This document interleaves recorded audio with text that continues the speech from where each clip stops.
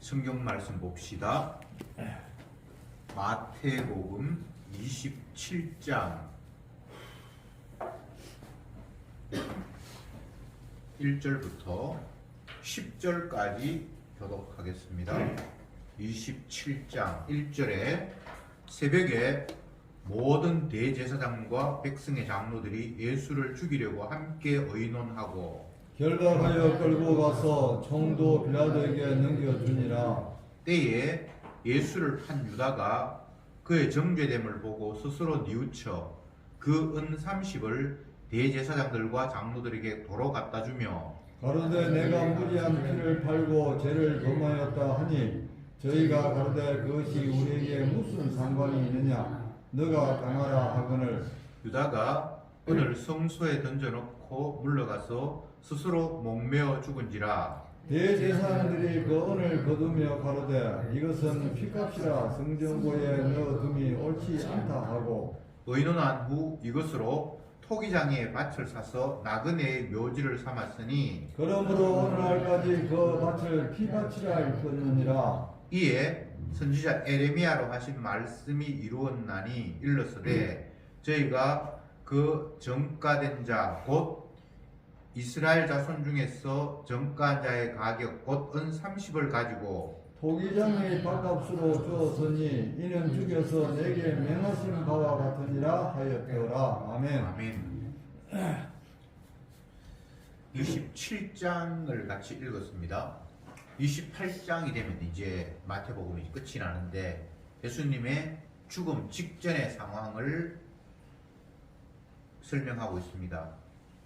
대제사장, 장로들 이런 사람들에 의해서 이미 예수님을 죽이겠다고 결심이 섰고 자기들이 사람을 죽일 수 있는 그런 권한이 법적으로는 없으니까 로마의 최고 지도자에게 이런 죄가 있으니까 끌고 가서 이 사람을 좀 재판에서 죽여달라라고 총독에게 넘겼다 이렇게 말씀을 기록하고 있고 그 와중에 예수님을 은 30에 팔아 넘긴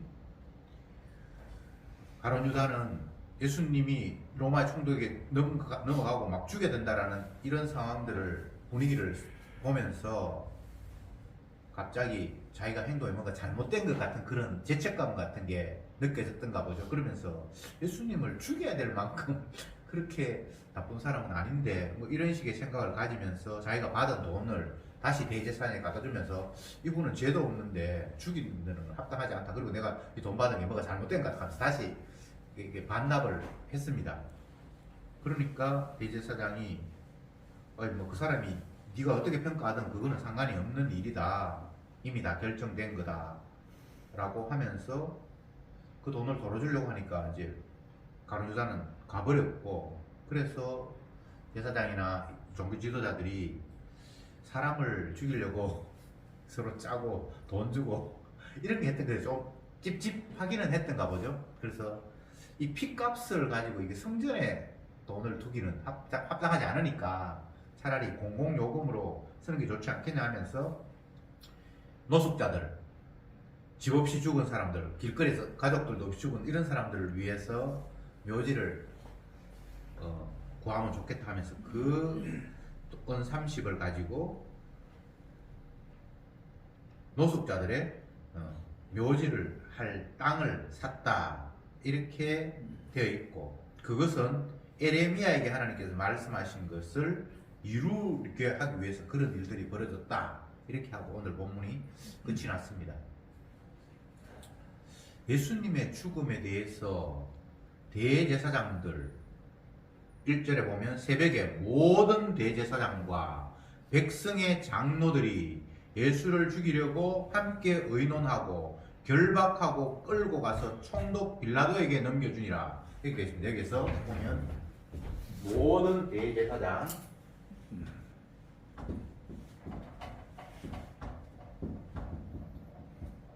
그리고 백성의 대표 장로들 이 사람이 예수님을 죽일 것을 이미 결정을 하고 난 이후에 그 다음에 결박하고 총독 빌라도에게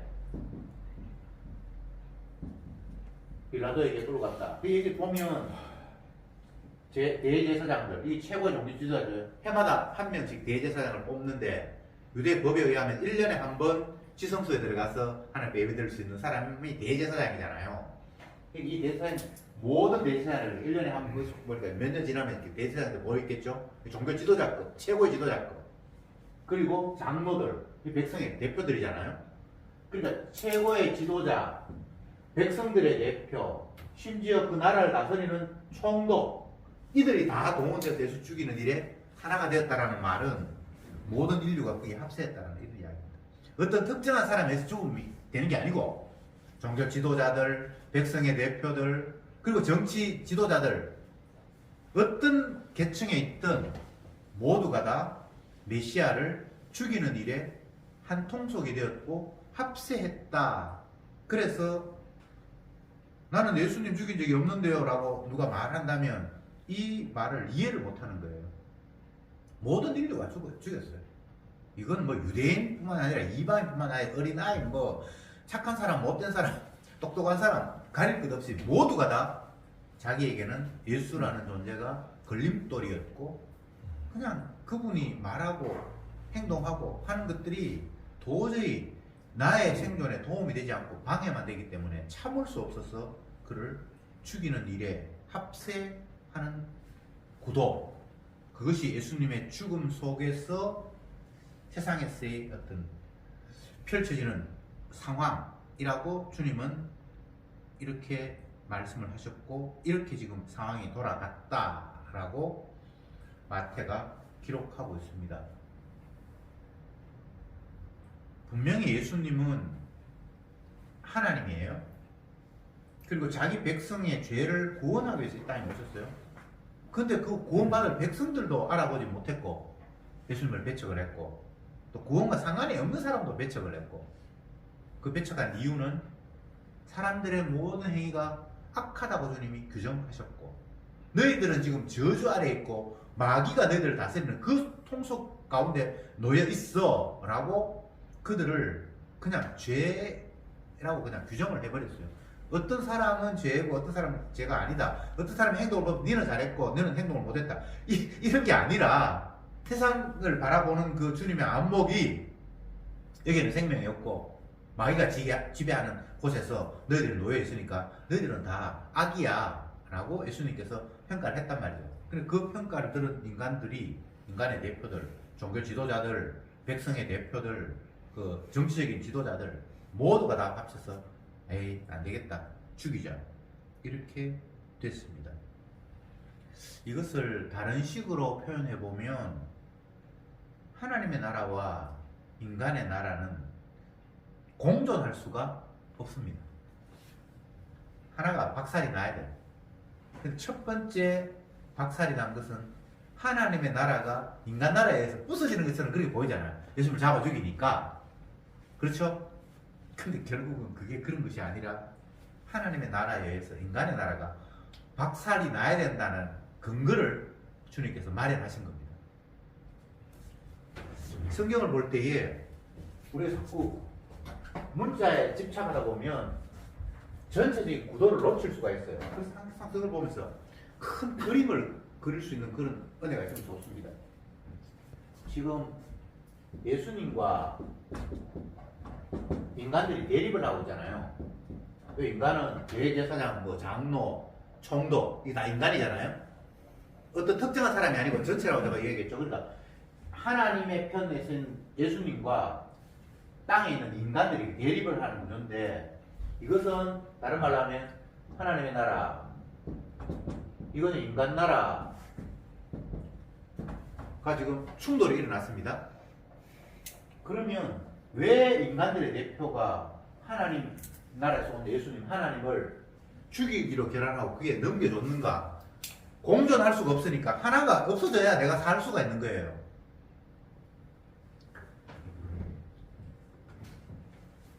A라는 나라와 B라는 나라가 뭔가 의견이 맞지 않아서 전쟁이 붙었어요. 그러면 상대를 죽이지 않으면 내가 죽는 거예요. 이 구도가 그렇다 이 말입니다. 그러니까 우리가 이 성경을 보면서 왜 대제사장이나 장로들이나 이 또 총독 이런 사람이 예수님을 죽였을까? 안 죽이고 그냥 뭐 살면 되지.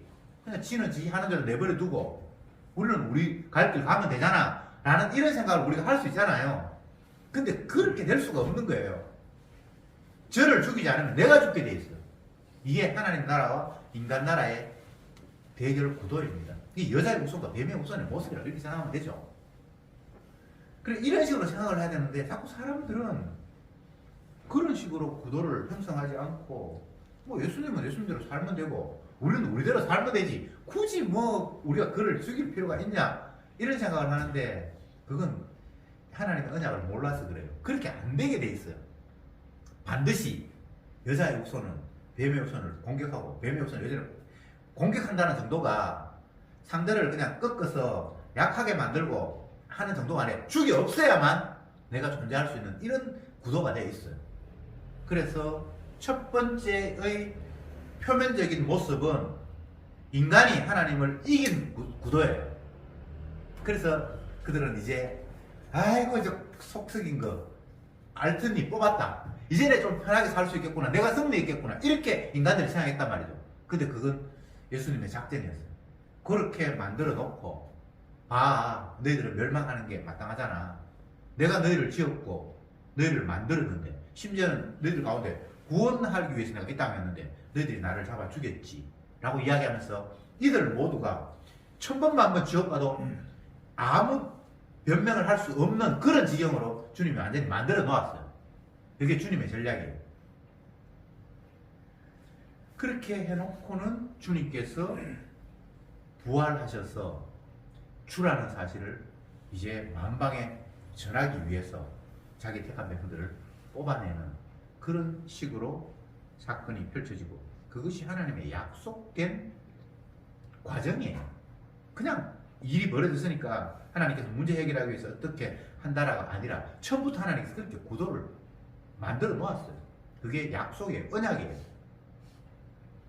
그런 관점에서 이 10절에서는 에레미야 선지자가 이미 이런 일을 예언을 했는데 이 모든 일들이 그 예언대로 지금 되어가는 거다. 갑작스럽게 일이 벌어졌거나 어떤 일이 벌어졌으니까 그걸 해결하기 위해서 이런 일이 벌어졌지 이렇게 보지 않는다는 거예요. 마태복음에서는 선지자가 메시아에 대해서 예언한 것인데 그것이 이루어지기 위해서 이런 일이 벌어졌다 이런 이야기를 15번이나 반복하고 있어요. 왜 그런 일을 그렇게 얘기를 해야 될까요? 물론 마태는 선지자죠. 그러니까 지금 이게 우리에게 주변에 일어나는 이 모든 일들이 그냥 인간과 인간과의 관계성 속에서 뭐 어떤 문제를 해결하기 위해서 이런 일이 벌어진 것이 아니라 하나님이 메시아에 대해서 예언을 했는데 그거도 이루어지기 위해서 이 일이 일어났다는 거예요. 그러니까 모든 게 다 언약 중심으로 바라보는 거예요. 이게 성도의 모습이에요. A와 B가 어떤 문제가 있어서 뭐 싸우고 다치고 어떤 일이 벌어졌다. 그건 사람들은 세상 사람들은 복음을 알지 못하는 사람들은 메시아하고 그걸 관계를 지어서 그 문제를 해결하지 않잖아요. 아이고 그렇게 욕심 부리지만 잘 됐다. 다 망해뿐네. 이거는 그렇게 이야기 끝나버리면 메시아하고 아무 상관이 없잖아요. 그런데 성경을 보면 분명히 앞에서 보면 뭐 종교 지도자들이 그리고 백성의 대표들이 심지어는 로마의 정치 지도자까지 합쳐서 예수님을 죽이기로 이제 결정이 됐다. 그러면서 또 예수를 팔아넘긴 그는 또 뉘우치는 것처럼 하면서 돈을 갖다 줬는데 그 돈 받은 사람들은 에이 이거 돈 성전 안에 넣으면 찝찝하지 하면서 소기장에 밭을 샀다. 근데 이 모든 과정이 구약의 메시아에 대해서 예언한 말씀이 이루어지기 위해서 이 일이 벌어졌다고 얘기한다는 말입니다. 땅의 이야기가 아니에요. 이게 하늘의 이야기고 하나님의 뜻이라는 거예요. 저와 여러분들도 마찬가지로 이 땅에 펼쳐지는 일이 너와 나의 문제 때문에 이렇게 펼쳐지는 걸로 그렇게 결론을 내면 안 되고 그게 예수님과 연관이 있어야지만 제대로 된 해석이에요.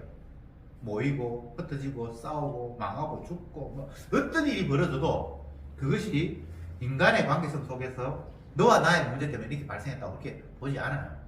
그건 성도가 아니에요. 주님이 하신 일을 위해서 그 일이 반드시 일어나야만 했던 거예요. 초상이 났다. 어떤 사람이 좀 아직은 젊은데 평균 나이보다 훨씬 일찍 죽었다.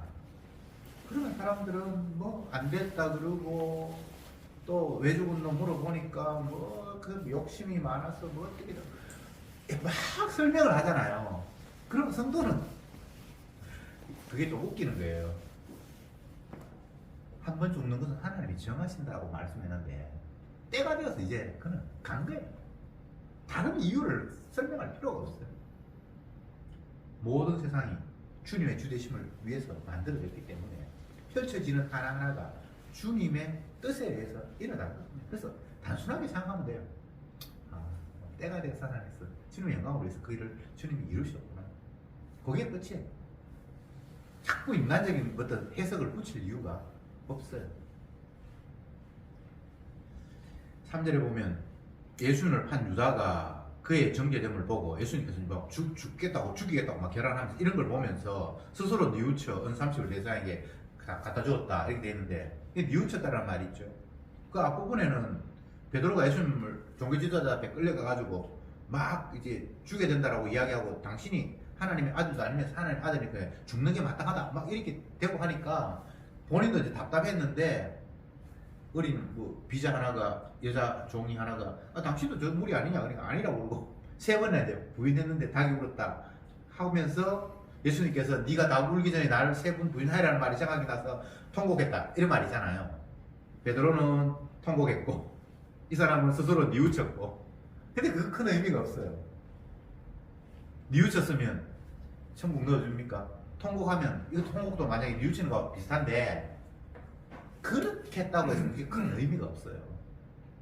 의미는 주님의 피와 관계가 있느냐에 따라서 의미가 생기지 내가 뉘우쳤다 통곡했다 아이고 그거 잘못했네 그거하고 아무 상관이 없어요.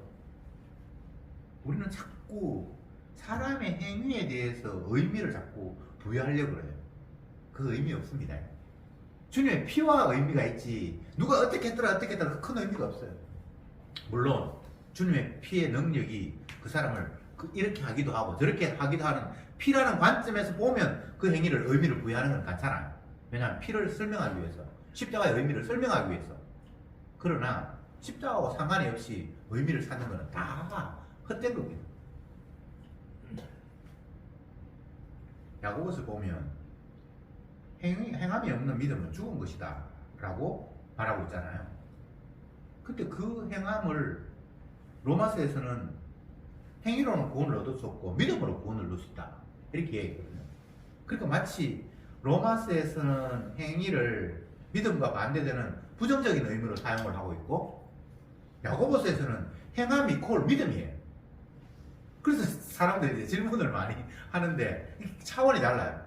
야고보서에서의 행함이라는 것은 주의 능력에 사로잡혀서 그 능력에 의해서 끌려가는 모습으로서의 어떤 나타나는 어떤 양상을 이야기하고 있는 거예요. 아브라함이 믿음으로 그 아들 이삭을 바쳤잖아. 그게 믿음의 행위라는 거예요. 그러니까 이것은 단순히 인간의 액션, 행동을 이야기하는 것이 아니라 주님의 믿음이 나를 사로잡아서 나오는 어떤 모양들을 야고보서는 믿음의 행함이라고 하는 거예요. 믿음의 행함이 없으면 믿음이 아닌 거죠.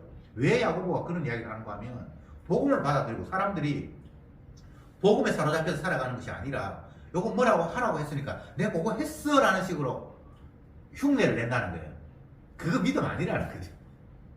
근데 그 이야기 하기 위해서 이제 야고보서는 행함이 없는 믿음은 죽은 믿음이라 이렇게 이제 얘기를 했는데 다시 이제 본문으로 돌아왔어. 인간이 마귀에게 사로잡혀서 자기 유익을 쫓아서 나오는 행동도 있고 성령의 능력에 사로잡혀서 나오는 행동도 있어요. 행동이 두 가지가 다 있어요. 근데 여기서 보면 베드로가 뭔가 뉘우쳤다고 그러고 받은 돈 은삼십을 다시 반납했다고 그러고 하니까 인간적인 관점에서는 굉장히 뭔가 좋은 징조로 옛날에 했던 잘못을 뉘우치는 것 같은 여기서 본문에 또 뉘우치라고 돼 있으니까 스스로 뉘우쳐 그렇게 돼 있죠. 그죠? 이걸 긍정적으로 볼 수 있는데 긍정적으로 볼 이유가 없어요. 이건 아무 의미가 없어요. 양심에 찔렸다 뭐 어떻게 했든 뭐 통곡을 했다 가슴을 쳤다 그건 의미가 없어요. 아직은 이게 믿음의 행동이 아니에요. 아시겠죠? 예. 그렇게 이제 규정을 하고. 그런데 대제사장들이 그 은삼십을 다시 이렇게 성전에 던지고 안 받으라고 이렇게 집어 던지고 그냥 가버렸잖아요. 그러니까 이 사람들도 야 이거 피값인데 성경에 두기가 찝찝하다. 뭔가 대제사장들도 이게 뭔가 쓰겠지는 않았어. 그러니까 그 돈을 그냥 요즘으로 이야기하면 복지 비용으로, 뭐 공공 비용으로 토기장에 밭을 사서 가난한 사람들, 집도 접도 없이 죽은 사람들 무덤 쓰자. 근데 그 사람들은 아무 생각 없이 그냥 성전에 두는 것이 찝찝하니까 공공요금으로 뭔가를 사용하기 위해서 토기장에 밭을 샀고, 그걸 갖다가 집도 절도 없는 사람들, 노숙자들 그 무덤으로 삼자라고 이렇게 얘기를 했는데, 그게 결과적으로 보니까 이미 선지자의 예언이 되어 있다라고 되어 있는 거예요. 그래서 앞에서 보면 선지자 에레미야로 하신 말씀을 이루었나니 이렇게 되어 있는데, 에레미야는 뭐 30으로 토지 산다라는 이런 말은 없고, 요건 스가랴에서 구체적으로 나오는데, 전반적으로 에레미야는 메시아가 고난받고 죽는다는 이야기를 많이 했잖아요. 그러니까 지금 예수님이 고난받고 죽는 것이 에레미야의 예언이고, 구체적으로는 은30에 토기장이 밭을 사고 하는 건 스가랴의 예언이고, 스가랴까지는 이야기 안 했는데 뭐 큰 의미 안에서 그냥 예수님은 고난받고 죽고, 또 그 죽음 과정 속에서 예수님의 몸값으로 토기장의 밭을 사고, 이게 이미 다 예언되어 있는 내용이야. 너희들 마음대로 적극적으로 일어나는 일이 아니야. 그래서 그분은 메시아일 수밖에 없으라고 지금 마태가 이야기하고 싶은 거예요. 인간적으로 볼 때는 그 모양도 없고 풍채도 없고 메시아 하나님의 아들이라는 증거가 아무것도 없어. 그러나 그 하나하나가 사람들에게 팔려 죽고, 그 몸값으로 토기장의 밭을 사고, 이런 모든 과정이 이미 다 예언되어 있어. 그래서 그분은 틀림없이 메시아가 맞아 라고 지금 마태는 이야기하고 싶은 겁니다. 예레미야 선지자가 하나님의 지시를 받고 백성들을 향해서 예언을 해요. 근데 예레미야가 하나님으로부터 받은 계시의 내용은 이스라엘 백성들을 향해서 너희들 이제 하나님께서 멸망시킨다고 약속하셨다. 너희들이 다 죽었어. 성전이고 뭐고 이제 다 작살났어. 하나님이 너무나 화가 나셨어. 도저히 참을 수 없어서 너희들을 진멸하시겠다고 말씀하셨어. 이게 전달하는 내용의 전부거든요. 그래서 에레미야 선자를, 뭐 에레미야 예가가 있어 그렇습니다만, 눈물의 선자다. 내가, 내 가족, 내 형제, 내 백성이 망한다라는 이야기를 내 입으로 한다는 게 이게 편안한 말이겠습니까? 얼마나 고통스럽고 아프겠습니까? 눈물을 흘리면서 말할 수밖에 없었잖아요. 그런데 예레미야가 1장, 3장까지는 주님께서 막 이렇게 말씀하셨을 때 자기가 생각해봐도 진짜 이 백성들 벌 받아야 될 것 같은, 너무나 행동이 개판이니까, 성전도 엉망이고 뭐 제사장 뭐 어떤 많은 꼬라지고 보니까 개판이니까 주님께서 이들을 향해서 진노한다, 심판한다라는 그런 말이 어느 정도 수긍이 갔는데, 결정적으로 내가 이들을 용서하지 않을 거다, 다 멸망시킬 거다라고 하니까 에레미야 선지자가 약간 움츠렸어요. 하나님, 그럼 이거는 그러면 주님이 원래 말씀하시는 거하고 다르잖아요. 우리 백성들은 하나님이 기뻐하셔서 택하신 백성이고 자기 백성과 영원히 함께 하시겠다고 약속하셨고, 이방인들은 내가 벌하지만 이스라엘은 내가 사랑하겠다고 이렇게 많이 말씀을 하셨는데, 진짜 택한 백성이 완전히 다 진노해버리면 이거는 뭔가 좀 하나님 원래 말씀하신 거하고 다르잖아요. 이런 뉘앙스로 주님 앞에 질문을 해요. 한번 찾아봅시다. 예레미야 4장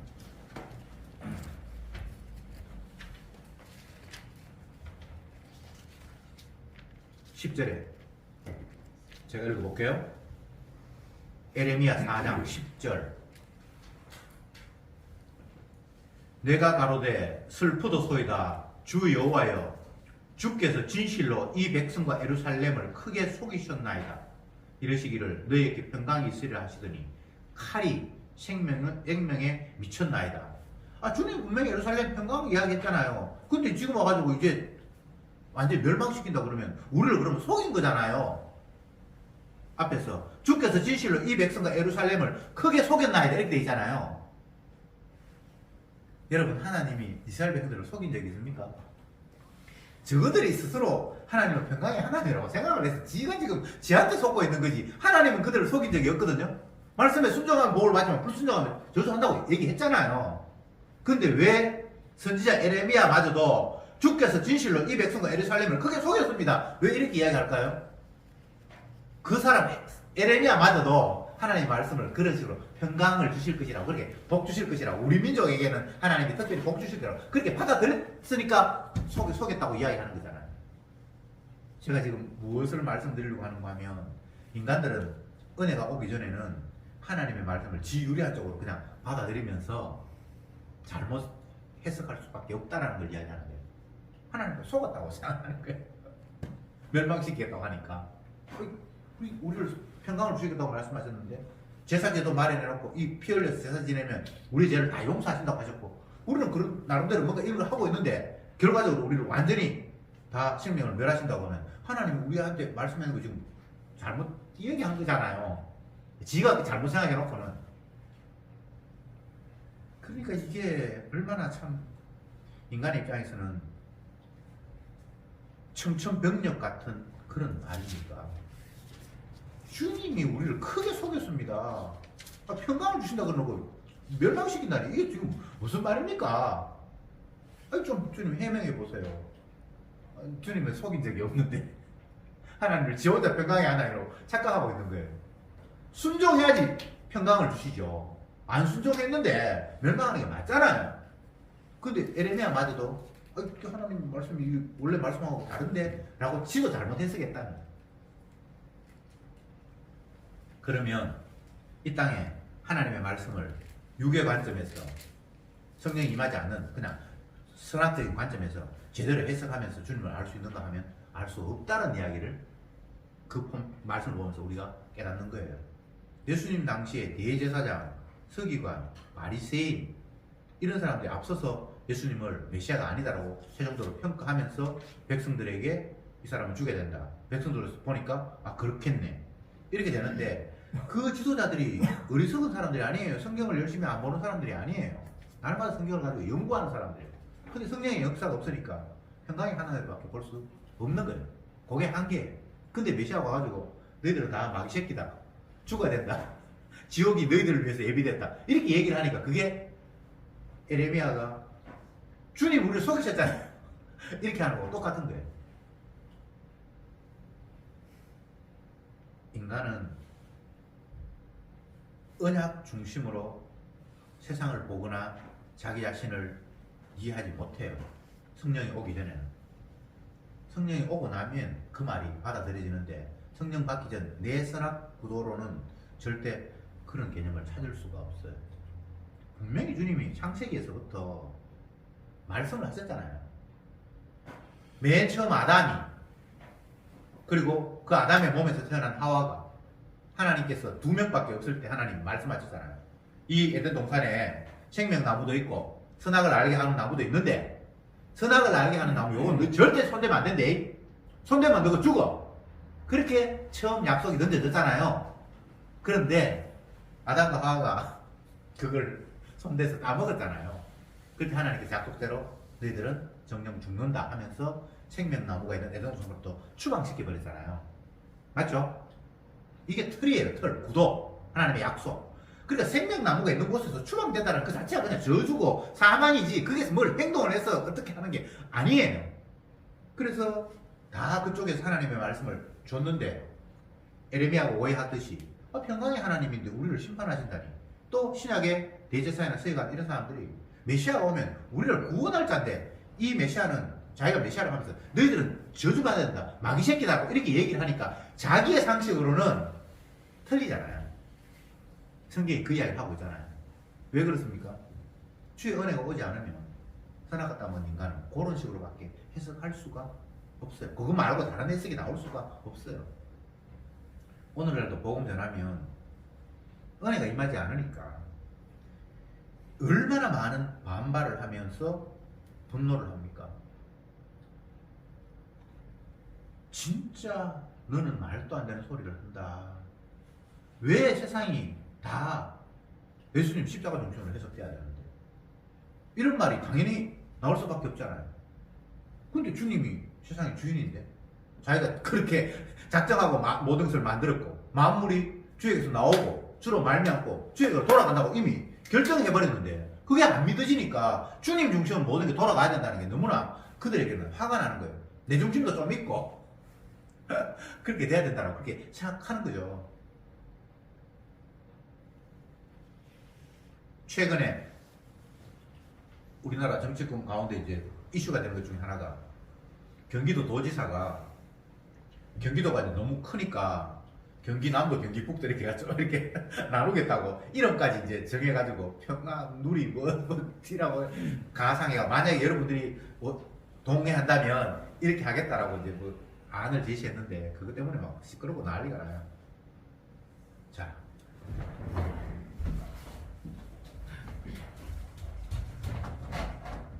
뭔가 법이 하나 주어져요. 지금 제가 경기도 이야기했습니다. 경기도를 경기 북도와 남도를 이제 나누겠다. 경기도 사실 덩치가 굉장히 어마어마하게 커요. 인구도 많이 살고. 이게 뭐 제3자 입장에서 보면 크게 문제될 건 없어요. 근데 경기도 안에 있는 사람들끼리는 이게 내 유분리와 관계가 있겠죠. 최근에 국회의원 선거하기 전에 그 뭡니까 여당에서 표를 더 많이 얻기 위해서 서울 말고 그 옆에 있는 김포나 어디를 서울에 편입시켜주겠다고 막 이야기했단 말이에요. 그러면 김포에 사는 사람이 우리가 서울에 편입되면 땅값이 올라갈까 유리할까 막 이런 걸 계산한단 말이에요. 인간은 그렇게 돼 있어요. 법 규정이 뭔가 마련되면 이게 내한테 유리할까 불리할까를 반드시 따지게 돼 있어요. 유분리, 유리 분리를 따지게 돼 있단 말이에요. 근데 하나님이 이 땅에 율법을 다 던졌어요. 이 세상에. 그러면 그 율법 받는 인간이 어떻게 반응을 할까요? 당연히 유분리를 따지겠죠. 근데 이 율법이 희한하게 이스라엘 백성들에게만 주어졌어. 이방인에게는 하나님 율법을 안 줬거든요. 근데 이스라엘 백성들은 자 법을 하나님 주셨어요. 그럼 인간이 유분리를 따진다. 근데 이 하나님의 법이 이방인에게는 없고 이스라엘에게 주어졌어요. 그리고 이방인은 뭐 생각할 것도 없이 이 사람들은 아예 복음하고 상관이 없으니까. 근데 이스라엘에게 주어졌는데 이 이스라엘이 하나님의 말씀을 받을 때에 유분리로 받잖아요. 그럼 첫 번째 생각한 건 뭐고 하면 이방인들은 아예 구원하고 상관이 없어. 하나님 말씀을 뭐 알지도 못하니 구원이 안 되잖아요. 뭐 그쪽에 지키든지 안 지키든지 알아야지 되는데 아예 그들에게 주지도 않았으니까 완전히 제껴놓고 이게 이스라엘 백성들의 혜성입니다. 신약시대의 사도행전에서 이방인들에게 성령이 임했다 그러니까 사도들이 놀랬어요. 자기들이 생각으로는 그 이방인에게 복이 떨어지면 안 되는 거잖아요. 그렇죠, 그죠? 여기 성경에 나타나는 이야기예요. 그렇게밖에 해석할 수 없는 거예요. 인간은 유분리로. 그런데 이스라엘에게 복음이 떨어졌을 때 첫 번째 법을 유분리를 따졌으니까 이방인보다는 우리가 택한 백성이구나. 하나님 좋아서 우리를 주셨구나. 그렇게 생각을 했고 그 다음에는 지킨다 복 받는다 안 지키면 저주받는다라는 그 양갈래 속에서 평강의 하나님이기도 하고 심판의 하나님이기도 한데 은혜 줄 자에 은혜 주고 구원 얻을 자에 구원 얻지만 반대로 심판할 자는 심판하는 하나님이잖아요. 근데 이들은 평강의 하나님 쪽으로 마음이 기울어 버린대요. 에레미야처럼 하나님 우리한테 평강 주시게 되는데 심판만 계속 이야기하면 이거 우리 속인 거잖아요. 이렇게 해석을 하듯이. 근데 주님은 처음부터 그렇게 말씀하신 적이 없어요. 법이 주어졌다고 했잖아요. 자, 요걸 해석하기 위해서 여기 생명나무가 있는 에덴, 여기 생명나무가 없는 세상. 에덴에는 인간이 없습니다. 이쪽으로 다 추방되어 버렸으니까. 이것이 저주의 공간이라는 것을 확인시키기 위해서 사실은 여기에 법이 들어간 거거든요. 로마서 율법이 하나님께서 율법을 주신 이유는 모든 사람이 제 아래 가두었다는 것을 확인하기 위해서 주셨다는 말이 했잖아요. 근데 인간들은 그런 하나님의 구도, 이런 에덴 동산에서 너희들이 정령 순종하지 않으면 정령 죽으리라. 여기는 생명나무가 없다라는 이런 율법의 하나님의 약속의 관점에서 세상을 보지 않고 그냥 내가 여기 있으니까 여기 하나님 율법이 주어졌고 율법이 주어지면 지키면 복 받고 못 지키면 저주받다 그러니까 복이라는 것이 우리에게는 너무 크게 와닿고 저주는 조그만하게 생각을 하는 거예요. 그래서 평강의 하나님이라고 일반적으로 이야기하는데요. 사랑의 예수님. 오늘날. 그렇지, 사랑의 예수님이죠.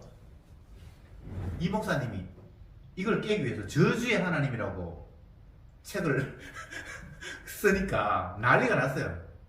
제목이 지옥의 하나님. 지옥의 하나님이라고 책을 써서 의도적으로 하나님을 지옥의 하나님은 그렇게만 말할 수는 없지만 인간들이 자꾸 하나님을 한쪽으로만 자꾸 생각을 하니까 그쪽만 얘기하고 이쪽도 있다라고 이제 이야기하기 위해서 역으로 이걸 의도적으로 이렇게 책을 썼는데, 사람들은 하나님이 복과 저주를 다 이야기했는데 복은 크게 생각하고 저주는 조그맣게 생각했단 말이죠. 근데 사실은 이것을 법을 주신 이유는 너희들이 저주야라는 걸 이야기하기 위해서 사실은 법이 들어왔거든요. 맞죠? 근데 자기는 평강의 하나님이라고 생각하고, 그래서 결국은 주님께서 너희들은 저주받을 수밖에 없다라는 사실을 마지막으로 율법을 줬어도 못 깨달으니까 자기가 죽임 당함으로 말미암아 더 이상 변명할 수 없도록 만들어버렸어요. 하나님이 이 땅에 왔는데 하나님을 죽여버렸으니까 이제는 빼도 박도 못하는 거예요. 율법 지킨다 안 지킨다 그 수준 그걸 넘어서서 하나님을 죽여버렸으니까 모두를 완벽하게 이제 지옥으로 확정하는 모습이 주님의 죽으심이에요. 그렇게 해놓고 그 다음에 주님께서 이 모든 사람 여기 완전 여기 세상이 원래 지옥이죠. 생명나무 없으니까. 근데 예수님이 생명나무로 오셔서 다 예수님이 죽임 다음으로 말미암아 더더욱 지옥이라는 것을 확정해 버려 놓고 부활을 하셔서 이제는 주가 되셨어요.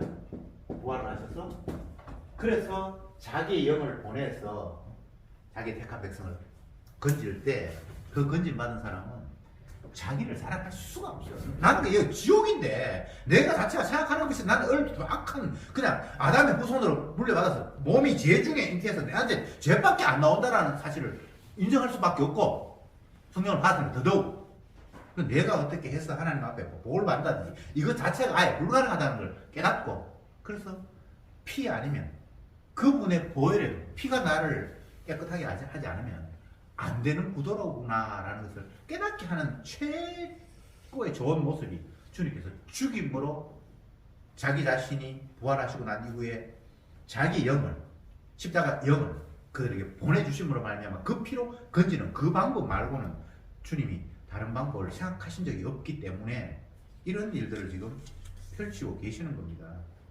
마태는 그 마음을 가지고 지금 계속해서 안타깝게 자기 백성을 향해서 이 글을 쓰는 거예요.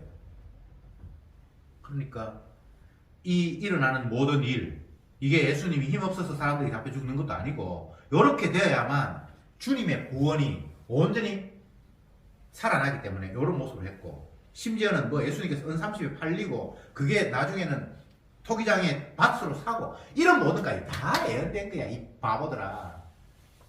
메시아를 네 관점에서 메시아 맞겠네 하나님 맞겠네 이런 식으로 판단하는 거 다 틀렸어. 에레미야하고 뭐 모든 백성들이 다 지식으로 생각해서 하나님을 평강의 하나님으로 오해할 수밖에 없었어. 진짜 주님을 알아볼 수 있는 방법은 이미 예언된 말씀이 있는데 그 예수님은 자기 백성을 위해서 고난받다고 예언했고 그리고 은30에 팔리는 것 토기장이 되는 것 이런 것마다 다 예언했으니까 그분이 메시아라는 근거를 그 예언에서 찾아야지. 약속에서 찾아야지. 너희들 왜 자꾸 메시아를 찾는단 말이야. 그렇게 지금 안타깝게 외치고 있는 거예요. 인간의 관점으로 맞다 아니다가 아니라 주님이 말씀을 어떻게 하시느냐에 따라서 맞다 아니라고 해야지. 이 바보들아. 저와 여러분들도 계속 이 싸움입니다. 믿음이 없으면 하나님 기쁘시게 못한다. 이브리스에서 그 믿음은 우리가 만들어낼 수 있는 건 아니고요. 주의 영이 찾아오면 주님의 약속이 그냥 장착이 돼요. 믿어져요. 그게 믿음이죠. 그렇게 믿어지면 그 말씀에 따라서 뭔가를 생각하고 판단하고 아니다 맞다라고 규정을 하는데 그거 예언됐지. 그러니까 그분은 맞지. 이렇게 이제 돼야 된다 이 말입니다. 자꾸 인간적인 생각으로 메시아가 이러면 될까? 이건 아니지. 하나님의 아들 그러면 사람한테 진다는 건 이건 있을 수가 없어. 계속해서 그들은 언약하고 상관이 없이 자기의 판단력으로 메시아다 아니다를 계속해서 더듬어왔던 거예요. 제가 아까 에레미야 읽었습니다만 에레미야도 하나님 말씀 떨어지니까 그럼 주님 우리 속이는 거잖아요. 이렇게 그게 왜 그런 생각을 하는가 하면 언약을 아직 모르기 때문에 제대로 은혜를 받아서 언약의 관점에서 메시아를 하나님을 알지 못했기 때문에 그런 식의 사태가 벌어질 수밖에 없습니다. 이제 정리를 하겠습니다.